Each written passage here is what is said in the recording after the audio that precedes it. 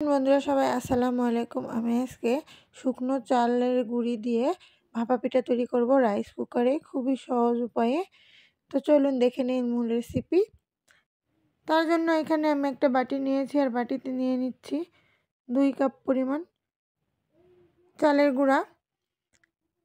এখানে আপনারা চাইলে বাজার থেকে চালের গুঁড়াটা কিনে নিতে পারেন। আমি এখানে বাড়ির তৈরি শুকনো চালের গুঁড়া নিয়েছি। আর এখানে দিয়েছি স্বাদ মতো একটু লবণ দিয়ে এখন এই চালের গুঁড়ার সঙ্গে লবণটা খুব ভালোভাবে হাত দিয়ে মেখে নিচ্ছি। এখন মাখানো হয়ে গেলে এখানে আমি 1 কাপ পরিমাণ পানি নিয়েছি, আর এখানে অল্প অল্প দিয়ে আমি এখন আটাটাকে মেখে নেব। এখানে আমি সব পানি একসঙ্গে দিব না, অল্প অল্প করে দিব আর আটাটাকে মেখে নেব। আমরা যারা শহরে থাকি তারা কিন্তু ভাপা পিঠা বানাতে অনেকেই বিরক্ত বোধ করি। আপনারা কিন্তু চাইলে এইভাবে খুব সহজেই রাইস কুকারে শুকনো চালের গুঁড়ি দিয়ে সুন্দরভাবে ভাপা পিঠা তৈরি করে নিতে পারবেন। তো আমার এখানে মাখাটা প্রায় হয়ে গিয়েছে। এখন আমি আপনাদেরকে দেখাচ্ছি, আমি এখানে 1 কাপ পরিমাণ পানি নিয়েছিলাম, যার 3 ভাগের 2 ভাগ লেগেছে, 1 ভাগ লাগেনি। আর এটাকে এখন আমি 15 মিনিটের মতো রেস্টে রেখে দেব। আর 15 মিনিট পরে দেখেন পানিগুলো শুকনো চালের গুঁড়ো টেনে নিয়েছে। এখন আমি এখানে বাটি নিয়েছি আর নিয়েছি একটা ছাঁকনি। এই ছাঁকনি মাঝারি সাইজের ছাঁকনি, এটা বড় ফুটা না আবার খুব ছোটও ফুটা না। আর এখন এটাকে আমি চেলে নিব এই ছাঁকনিতে। এভাবে আমি ধীরে ধীরে এখানে সবগুলো চালের আটা চেলে নিয়েছি। আর অল্প একটু চলার পরে দেখেন কি সুন্দর এটা গুঁড়ি গুঁড়ি হয়ে পড়ছে। তো আমার এখানে সবগুলো চালের আটা চেলে নেওয়া হয়ে গিয়েছে। এখন আমি পিঠা তৈরি করব। তার জন্য এখানে আমি এরকম ছোট 2টা বাটি নিয়েছি, আর বাটিতে এভাবে আমি চালের আটাগুলো দিচ্ছি। তারপরে এখানে আমি দিয়েছি খেজুর গুড়। আপনারা চাইলে এখানে নারিকেলটাও দিতে পারেন। আমি নারকেল ছিল না, তাই আমি খালি খেজুর গুড় দিয়ে আপনাদেরকে এই পিঠাটা করে দেখাচ্ছি। এভাবে খেজুর গুড় দেওয়ার পরে উপর দিয়ে আবার একটু সামান্য করে চালের গুঁড়ি দিয়ে হালকাভাবে চেপে নিব। খুব বেশি চেপে দিবেন না, তাহলে বাটির সঙ্গে লেগে যাবে। এরপর এখানে আমি 2-3টার মতো সুতি কাপড় ধুয়ে পরিষ্কার করে নিয়েছি। এরপর এখানে আমি একটা রাইস কুকার নিয়েছি, আর রাইস কুকারে পানি নিয়েছি 4 ভাগের 1 ভাগ। এতে পানি যখন ফুটতে শুরু করবে তখন পানিগুলো উপরে উঠে আসবে না। আর উপরে দিয়েছি একটা সুতি কাপড়, যাতে সরাসরি পানির ভাপটা হাতে না লাগে। এই গরম ভাপ হাতে লাগার ভয়ে কিন্তু অনেকেই রাইস কুকারে পিঠা বানাতে চান না। এভাবে একটা কাপড় দিয়ে দিবেন, তাতে ভাপটা পানির সরাসরি হাতে লাগবে না। তো আমি এখানে একসঙ্গে চাইলে আপনারা 2 থেকে 3টা পিঠা তৈরি করে নিতে পারবেন। আমি এখানে 2টা করে পিঠা তৈরি করে নিয়েছি। আর এই পিঠাগুলো তৈরি হতে কিন্তু খুব বেশি সময় লাগবে না। এখানে 4 থেকে 5 মিনিটের মতো এটাকে ঢাকনা দিয়ে ঢেকে রাখলেই পিঠাগুলো সম্পূর্ণ রেডি হয়ে যাবে। আমার এই ভাপা পিঠার রেসিপি যদি আপনাদের ভালো লাগে, অবশ্যই চ্যানেলটি সাবস্ক্রাইব করে পাশে থাকার অনুরোধ রইল। আর যারা সাবস্ক্রাইব করেছেন তাদেরকে অসংখ্য অসংখ্য ধন্যবাদ। 5 মিনিট পরে আমি হাত দিয়ে আপনাদেরকে এভাবে চেপে দেখাচ্ছি, আমার পিঠাটা কিন্তু সম্পূর্ণভাবে হয়ে গিয়েছে। আর এভাবে আমি এখানে সবগুলো পিঠা তৈরি করে নিয়েছি। এখানে আমি আপনাদেরকে একটা ভেঙে দেখাচ্ছি, ভিতর থেকেও কিন্তু এটা পুরোপুরি হয়ে গিয়েছে। তো দেখা হবে আবার নতুন কোনো রেসিপি নিয়ে। আল্লাহ হাফেজ। কেমন আছেন বন্ধুরা সবাই? আসসালামু আলাইকুম। আশা করি সবাই অনেক ভালো আছেন। আমি আজকে দুধে ভেজানো চুষি পিঠার রেসিপি নিয়ে হাজির হয়েছি। এই চুষি পিঠা কিন্তু দেখতে যতটা সুন্দর, খেতেও অনেক মজাদার আর খুবই একটা সহজ রেসিপি। তো চলুন দেখে নিই মূল রেসিপি। আমি এখানে চুষি পিঠার জন্য নিয়েছি প্রথমে একটা ফ্রাই প্যান, আর ফ্রাই প্যানে দিয়ে দিচ্ছি 1 কাপ পরিমাণ পানি। আপনারা যদি চুষি পিঠা বেশি পরিমাণে তৈরি করতে চান তাহলে এখানে পানির পরিমাণটা বাড়িয়ে নেবেন। তারপরে এখানে একটু 1 চিমটির মতো আমি লবণ দিয়েছি, আর লবণটা দিয়ে পানির সঙ্গে খুব ভালোভাবে নেড়ে চেড়ে যখন পানিতে একটা বলক চলে আসবে তখন আমি এখানে দিয়ে দিচ্ছি 1 কাপ পানির জন্য 1 কাপ পরিমাণ চালের আটা। আপনারা এখানে যদি 2 কাপ পানি নিতেন তাহলে এখানে 2 কাপ আটা দিতে হতো। তো পানিতে আটাটা দিয়ে এখন আমি খুব ভালোভাবে নেড়ে চেড়ে মিশিয়ে একটা ডো তৈরি করে নেব। আর ডোটা আমার এখানে তৈরি হয়ে গিয়েছে। এখন আমি এটাকে ঢাকনা দিয়ে 5 মিনিটের জন্য রেখে দেব। 5 মিনিট পরে দেখেন এই ডোটা অনেকটাই একটু শক্ত হয়ে গিয়েছে আর একটু ঠান্ডাও হয়ে গিয়েছে। আর এই উষ্ণ গরম অবস্থায় এই ডোটাকে আমি একটা পিঁড়াতে ঢেলে নিচ্ছি। আর এই অবস্থায় এটাকে ভালোভাবে হাত দিয়ে মথে নিতে হবে, খুব ভালোভাবে মেখে নিতে হবে।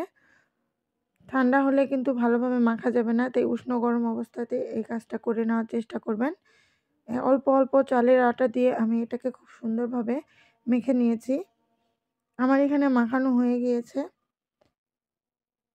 এখন আমি এই ডোটাকে একটা পাতলা সুতি কাপড় দিয়ে ঢেকে রাখবো, যাতে গরম ভাবটা এর ভিতর থেকে না বের হয়। এরপর আমি এই ডোটাকে সাইডে রেখে দিয়ে ওখান থেকে ছোট ছোট করে আমি লেচি কেটে নিচ্ছি। ঠিক এই রকম ছোট ছোটই লেচি কেটে নিতে হবে। বেশি বড় নিলে এই চুষি পিঠা বা চুই পিঠাগুলো বড় বড় হয়ে যাবে।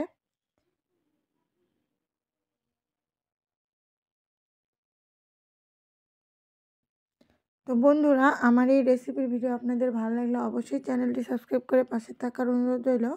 আর যারা যারা সাবস্ক্রাইব করেছেন তাদেরকে অসংখ্য অসংখ্য ধন্যবাদ। ভালো লাগলে অবশ্যই ভিডিওটি লাইক, কমেন্ট বা শেয়ার করতে ভুলবেন না। তো আমি এখানে এভাবে হাতের তালু দিয়ে 2 বার প্রেস করে সবগুলো তৈরি করে নিচ্ছি। আর আমার কাছে মনে হয় এই উপায়টা সবচেয়ে সহজ। আপনারা খুব সহজে এটা তৈরি করে নিতে পারবেন। 5 থেকে 10 মিনিটের ভিতরে 1 কাপ আটার চুই পিঠা আপনারা তৈরি করে ফেলতে পারবেন।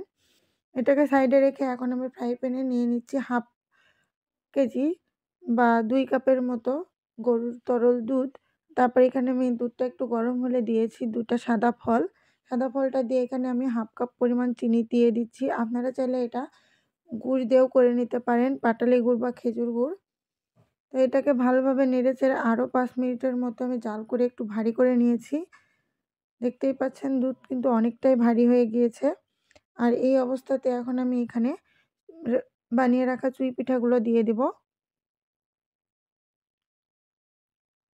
চুই পিঠাগুলো দিয়ে 5 থেকে 7 মিনিটের মতো জাল করলেই কিন্তু চুই পিঠাগুলো রেডি হয়ে যাবে। চুই পিঠা বানাতে দুধে ভেজাতে খুব বেশি একটা সময় লাগে না।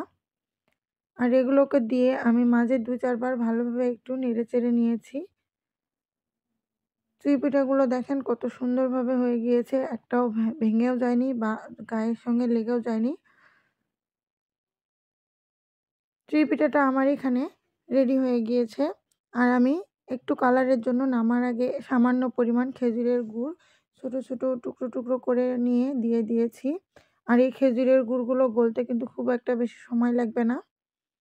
খেজুরের গুড়টা দিয়ে এটাকে আমি আরও 3-4 মিনিটের মতো ভালোভাবে জাল করে আমি এটাকে চুলা থেকে নামিয়ে ফেলবো। আর চুলা থেকে নামিয়ে এই শীতের দিনে এই দুধের চুই পিঠা কিন্তু ঠান্ডা ঠান্ডা খেতে অনেকটা মজা লাগে।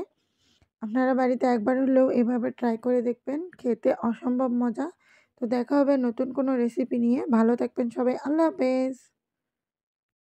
চিতই পিঠা তো আমরা সবাই খেয়েছি, কিন্তু এইভাবে একবার হলেও চিতই পিঠা বাড়িতে তৈরি করে দেখবেন। ছিদ্রযুক্ত জালি চিতই পিঠা, তাও আবার সুজি দিয়ে। এই পিঠাটা বানানো যতটা সহজ, খেতেও কিন্তু তার থেকে অনেক মজা। একবার হলেও বাড়িতে ট্রাই করে দেখবেন। আশা করি আজকের রেসিপি আপনাদের ভালো লাগবে। তো চলুন দেখে নেই মূল রেসিপি। তার জন্য আমি এখানে একটা নিয়েছি কাচের বাটি, আর এখানে একটা ছোট স্টিলের বাটি দিয়ে মেপে আমি দিয়ে দিচ্ছি 1 কাপ পরিমাণ সুজি, আর তার সম পরিমাণ 1 কাপ পরিমাণ শুকনো চালের আটা, হাফ চা চামচের মতো লবণ, আর দিয়ে দিচ্ছি 1 চা চামচ পরিমাণ ইস্ট। তো এখানে যে বাটিতে আমি চালের গুঁড়ি আর সুজিটা নিয়েছি ওই বাটি মাপেই দিয়ে দিব 2 কাপ কুসুম গরম পানি। আমি আপনাদেরকে হাত দিয়ে দেখালাম, ঠিক যতটা আপনারা সহ্য করতে পারবেন, কোনো অসুবিধা হবে না। এই রকম কুসুম গরম পানি এখানে অ্যাড করে দিতে হবে। পানিটা দিয়ে এখন একটা হ্যান্ড উইচ দিয়ে খুব ভালোভাবে এটাকে নেড়েচেড়ে মিশে নিচ্ছি। হ্যান্ড উইচ দিয়ে এটাকে খুব ভালোভাবে নেড়েচেড়ে মিশে নেওয়া হয়ে গেলে আপনারা এটাকে চাইলে 10 থেকে 15 মিনিটের মতো রেস্টেও রেখে দিতে পারেন, আবার সঙ্গে সঙ্গে এটাকে ব্লেন্ডারে ব্লেন্ডও করে নিতে পারেন। আমি এটা রেস্টে রেখে দেইনি, আমি এটাকে সঙ্গে সঙ্গেই ব্লেন্ডার জগে নিয়ে নিচ্ছি ব্লেন্ড করার জন্য। আর এটাকে কিন্তু খুব ভালোভাবে ব্লেন্ড করে নিতে হবে, যাতে সুজির দানাগুলো একেবারে মিহি হয়ে যায়। তো আমি এটাকে 3 থেকে 4 মিনিটের মতো খুব ভালোভাবে ব্লেন্ড করে নিয়েছি। আর এটা খুব সুন্দরভাবে এখানে ব্লেন্ড হয়েছে। সুজির দানাগুলো একেবারেই নেই, একেবারে মিহি হয়ে গিয়েছে। আর এখানে আমার নতুন করে কোনো পানি দেওয়ারও প্রয়োজন হবে না। এই পিঠার ব্যাটারের ঘনত্বটা ঠিক আছে। এখন আমি এটাকে জগ থেকে এক বাটিতে ঢেলে নেব। বাটিতে এটা ঢেলে নেওয়ার পরে এখানে এখন আমি অ্যাড করে দেব 1/2 চা চামচ পরিমাণ বেকিং পাউডার। বেকিং পাউডার দিয়ে এটাকে খুব ভালোভাবে নেড়েচেড়ে মিশিয়ে নিতে হবে। সুজি দিয়ে তৈরি এই অসংখ্য ছিদ্রযুক্ত জালি চিতই পিঠাটা খেতে কিন্তু অনেক মজা। এই চিতই পিঠাটা কিন্তু গুড় দিয়ে খেতে অনেক মজা লাগে। আর এই পিঠাটা তৈরি করে আপনি সারাদিন খেতে পারবেন, এতটাই নরম হয়। বেকিং পাউডারটা পিঠার ব্যাটারের সঙ্গে খুব ভালোভাবে নেড়েচেড়ে মিশিয়ে নিতে হবে যাতে গুটি গুটি হয়ে না থাকে। আর নাড়াচাড়া হলে আমি আপনাদেরকে আবারও এর ঘনত্বটা দেখে দিচ্ছি। আমার এই পিঠার ব্যাটারের ঘনত্বটা পারফেক্ট আছে। এখন এটাকে সাইডে রেখে দিয়ে আমি একটা চুলাতে বসিয়ে নিচ্ছি ফ্রাই প্যান। আপনারা চাইলে কড়াইও এটা ভেজে নিতে পারেন। ফ্রাই প্যান যখন গরম হবে তখন আমি এখানে অল্প পরিমাণ সয়াবিন তেল দেব। আর সয়াবিন তেল দিয়ে একটা টিস্যু দিয়ে এই সয়াবিন তেলটা গোটা ফ্রাই প্যানে ব্রাশ করে দিয়ে দেব। ব্রাশ করা হয়ে গেলে এখন আমি একটা ডাবু হাতা দিয়ে এখানে পিঠার ব্যাটারটা দিয়ে দিচ্ছি। আর এই সময় চুলার হিট মিডিয়ামে রাখতে হবে। মিডিয়াম থেকে হাই হিটে এখানে আমি সবগুলো পিঠা ভেজে নেব। তো পিঠার ব্যাটারটা দেওয়ার ঠিক 2 থেকে 3 মিনিটের ভিতরেই আমি আপনাদেরকে দেখাচ্ছি আমার পিঠাতে কতটা ছিদ্রযুক্ত হয়েছে। এখন আমি এটাকে ফ্রাই প্যান থেকে উঠিয়ে নেব। আমার এই পিঠার রেসিপি ভিডিও আপনাদের ভালো লাগলে অবশ্যই চ্যানেলটি সাবস্ক্রাইব করার অনুরোধ রইল। আর ভালো লাগলে অবশ্যই বেশি বেশি লাইক, কমেন্ট আর শেয়ার করতে ভুলবেন না। আমি এখানে আরও একটা পিঠা আপনাদেরকে ভেজে দেখাচ্ছি। আর এইভাবেই আমি এখানে সবগুলো পিঠা ভেজে নিব। আমি এই পিঠাটাও আপনাদেরকে দেখাচ্ছি কতটা ছিদ্রযুক্ত হয়েছে। এই হলো আমার আজকের চিতই পিঠার রেসিপি সুজি দিয়ে। তো দেখা হবে আবারও নতুন কোনো রেসিপি নিয়ে। ভালো থাকবেন সবাই, আল্লাহ হাফেজ। মুড়ি দিয়ে এত সুন্দর যে পিঠা বানানো যায়, একবার তৈরি না করলে আপনারা বিশ্বাসই করতে পারবেন না। এটা মুড়ি দিয়ে তৈরি একটা পিঠা। আর পিঠাটার ডিজাইনও কিন্তু অনেক সুন্দর, আর পিঠাটা খেতেও অনেক মজা। আসসালামু আলাইকুম বন্ধুরা, আজকে আমি মুড়ি দিয়ে কুশি কাটা পিঠার রেসিপি তৈরি করব। তো চলুন দেখে নিই মূল রেসিপি। আমি এখানে 4 কাপের মতো মুড়ি নিয়েছি। এতগুলো মুড়ি দেখে আবার কেউ ভয় পায় না। মুড়িগুলো এখন আমি ব্লেন্ডারে ব্লেন্ড করে নেব। আপনারা চাইলে পাটাতেও বেটে নিতে পারেন। আর এটা কিন্তু ব্লেন্ডারে ব্লেন্ড করার পর এতগুলো থাকবে না। এখানে আমার ব্লেন্ড করার পরে 1 কাপ আর 1/3 কাপ পরিমাণ এই মুড়ির গুঁড়োগুলো হয়েছে। আমি আপনাদেরকে মেপে এখানে দেখাচ্ছি 1 কাপ আর 1/3 কাপ পরিমাণ। এখন এই 1 কাপ আর 1/3 কাপ পরিমাণ আমি এখানে দুধ নিয়ে নিচ্ছি। আর দুধটাকে এখন জাল করে নিব ভালোভাবে। দুধে বলক চলে আসলে এখানে এখন নেড়ে চেড়ে নিয়ে আমি মুড়ির গুঁড়াগুলো দিয়ে দিচ্ছি। আর মুড়ির গুঁড়াগুলো দেওয়ার পরে চুলার হিটটা লোতে রাখতে হবে। তারপরে এটাকে একটা স্প্যাচুলার সাহায্যে দুধের সঙ্গে খুব ভালোভাবে নেড়ে চেড়ে নিয়ে এখানে আমি একটা ডো তৈরি করব। আর এই ডোটা তৈরি করতে 4 থেকে 5 মিনিটের মতো সময় লাগবে। আর চুলার আঁচটা আমি লোতেই রেখে দিয়েছি। আর এভাবে আমি এটাকে নেড়ে চেড়ে নিয়ে একটা সফট ডো তৈরি করব। এখানে আমার ডোটা তৈরি হয়ে গিয়েছে। আর এটাকে এখন আমি ঢাকনা দিয়ে 10 মিনিটের মতো রেস্টে রেখে দিব। তারপরে আমি এখানে একটা সুজি দিয়ে পুর তৈরি করে নেব। তার জন্য আমি এখানে 1/3 কাপ পরিমাণ সুজি নিয়েছি। আর সুজিটাকে 2-4 মিনিট ভালোভাবে নেড়ে চেড়ে ভেজে নেব। লাল লাল করে ভেজে নেব না, শুধু কাঁচা গন্ধটা দূর হলে এখানে এখন আমি 1 কাপ পরিমাণ দিয়ে একটা সাদা ফল দিয়ে দিচ্ছি। আর তারপরে এখানে আমি দিয়ে দিচ্ছি 1/2 কাপ পরিমাণ গুড়। আমি এখানে খেজুরের গুড়টা নিয়েছি। খেজুরের গুড়টা দিয়ে এটাকে এখন 4 থেকে 5 মিনিট একটু ভালোভাবে নেড়ে চেড়ে নিলেই গুড়টা গলে যাবে। আর তারপরে এটাকে নেড়ে চেড়ে নিয়ে এইরকম একটা পুর তৈরি করে নেব। পুরটা আমার এখানে রেডি হলে এটাকে এখন আমি চুলা থেকে নামিয়ে রাখবো। আর 10 মিনিট পরে আমি এই মুড়ির ডোটাকে হাত দিয়ে ভালোভাবে মথে নেব। এর সঙ্গে এখানে যোগ করে দেব 2 চা চামচ পরিমাণ আটা। এখানে আপনারা রুটির জন্য যে আটাটা খান ওই আটা বা ময়দা দিলেই হবে। আর যদি এগুলোও না থাকে তাহলে আপনারা চাইলে এখানে চালের গুঁড়োও অ্যাড করে দিতে পারেন। এখন হাত দিয়ে এই আটার সঙ্গে এই মুড়ির ডোটা খুব ভালোভাবে আমি মেখে নিচ্ছি। আমার এখানে মাখানো হয়ে গেছে। এখানে এখন আমি হাফ চা চামচ পরিমাণ ঘি দিয়ে দিচ্ছি। ঘিটার সঙ্গে এখন এই ডোটা খুব ভালোভাবে আবারও মেখে নেব। ভালোভাবে মাখানো হয়ে গেলে এখান থেকে আমি ছোট ছোট লেচি কেটে নিয়ে পিঠা তৈরি করে নেব। কিন্তু তার আগে আমি আপনাদেরকে এই পিঠার ডোটা দেখাচ্ছি কতটা শক্ত বা নরম হয়েছে। এই পিঠার ডো খুব বেশি শক্ত হবে না, আবার খুব বেশি নরমও হবে না।